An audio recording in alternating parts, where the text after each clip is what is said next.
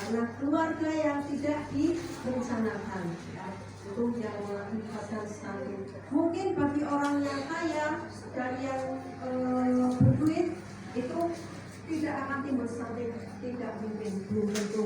Ada yang namanya stunting juga ada dalam keluarga yang bahagia, yang harmonis. Betul. Ya.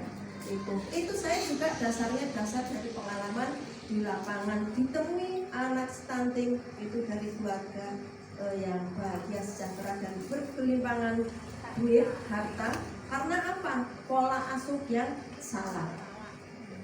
Pola asuh itu tidak hanya panjenengan mendidik sampai lungguh waktunya duduk itu tidak, karena mungkin waktunya makan, anak ini makan apa? Ya, karena di warung dekat rumah itu ada bakul some, ada bakul ciki, sing penting anak itu makan menang sesuai dengan keinginannya dikasih. Padahal makanan-makanan itu nilai gizinya itu 0 untuk masa pertumbuhan, ya. Nah, ini stunting itu adalah kaitannya dengan 1000 hari kehidupan. Kalau ibu sudah merasa seorang perempuan, karena stunting tadi di luar nikah, jadi belum tentu seorang ibu, ya. Perempuan hamil ini panjenengan sudah harus mulai waspada dengan asupan gizi yang dimakan, karena makanan ini tidak hanya panjenengan konsumsi untuk diri sendiri, tapi juga sudah untuk janin yang ada dalam kandungannya, ya. Sampai dengan 1000 hari setelah dilahirkan, asupan gizinya itu tapi dari mana? Niki ASI jenenge Mas Suri.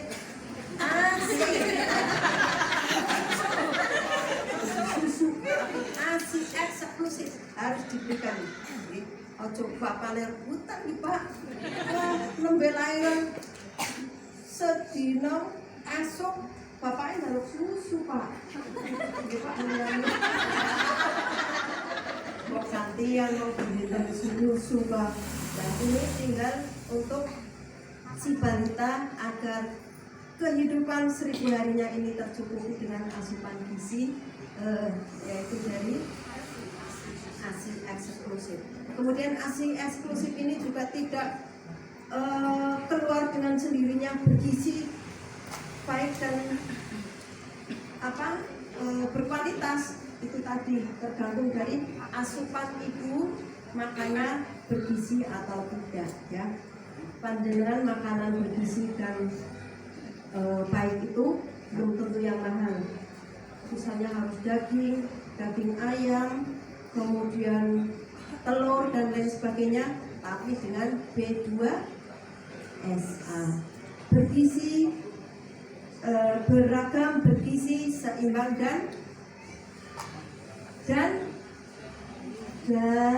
ini apa? Ibu PKK harus tahu B2SA dan aman. Apakah ada makanan yang tidak aman? Ada. Tadi banyak sekali diantaranya makanan yang berpengawet, ya, mungkin makanan yang kadaluarsa.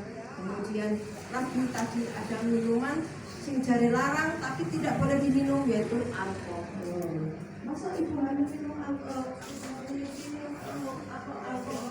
Karena lupa bisa ada alkohol bapaknya minum, pikirannya apa? Sprite. Nah, maka dari itu itulah untuk mencegah stunting itu diantaranya itu, ya. Nanti belajar lagi dengan dinas kesehatan. Kalau sebetulnya saya juga pengen ngomong banyak, ya. Sudah kesini, sudah ketemu dengan panjenengan, tapi Pak mau tadi ngomong menit baik Bu, ngomong Pak. Nah, inilah fungsi kami di sini ngomong ya Bapak dong, Pak kekuatan masalah kebijakan dari anggota dewan untuk kegiatan kesehatan kemasyarakatan, ya, diantaranya itu saya masalah pencegahan stuntingnya, ya. Jadi itu tadi namanya siapa? Pak Ketua Pak Nuryani Haji lengkap nganggere tahu lengkap, ya. Wong nganggere nang desa kan ditakoni makro suka sembuh banget. Itu namanya Bapak Haji Nuriani. Tapi kok bagus ya Pak Bu? Ya, itu dulu pengalaman waktu pertama jadi anggota DPRD. Ya. Pengalaman ini periode yang kedua. Waktu pertama kan staf dari anggota DPRD belum banyak yang belum tahu Pak Nuriani itu kayak apa gitu. Waktu mulai apa Pak jenengane fintech. Nah, sebetulnya bahagia kalau tidak konangan, ya, tapi dia jujur.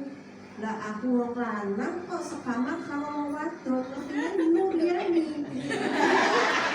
Ya, sekamar dengan temennya perempuan. Kalau dia tidak jujur, wah lumayan, ya gratis.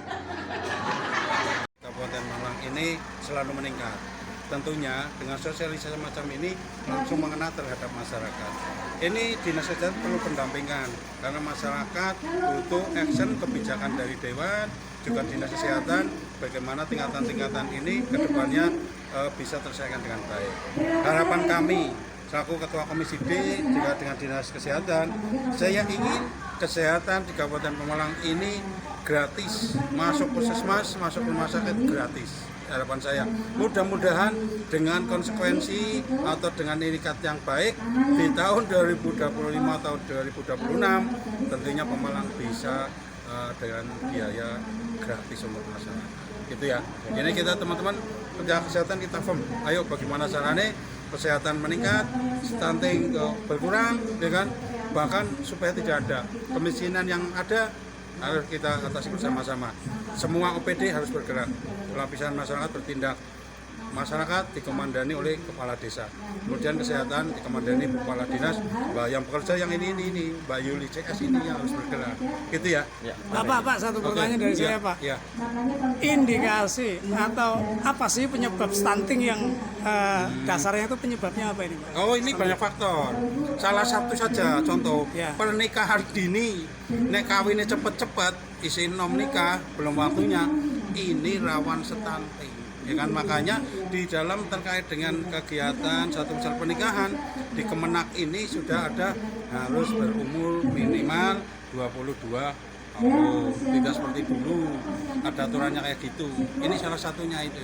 Faktor lain juga kesiapan dari calon pasutri itu tadi, ya kan, harus betul-betul sudah ada kesiapan. Itu salah satunya itu. Nah, yang lain-lain nanti untuk menekan terjadi stunting. Apa? Untuk menekan Dengan stunting, pemerintah kabupaten dengan kebijakan-kebijakannya lewat dinas kesehatan, ya kita harus sosialisasikan tadi pemberian makanan saat hamil, ya kan? Hamil itu sudah mulai makan yang harus bergizi. Kemudian setelah lahir ada namanya inisiasi dini, lahir harus langsung menyusui. Jangan sampai anaknya ibu kemudian disusui oleh sapi, mohon maaf ini. Ini ibu-ibu harus cermat juga. Saya mendorong ibu-ibu supaya benar-benar mengendaki susu sampai 2 tahun ya Bu ya. 2 tahun. Masih eksklusif harus 2 tahun, ya kan? Boleh pakai susu yang lain, tapi kalau bisa setelah umur 2 tahun, gitu loh. Ini akan kami atasi terus karena saya ingin Pemalang bebas stunting, kemiskinan selesai, kemudian kesehatan di Pemalang gratis tis kayak gitu. Siap. Oke. Setuju ya, Pak. Oke ya.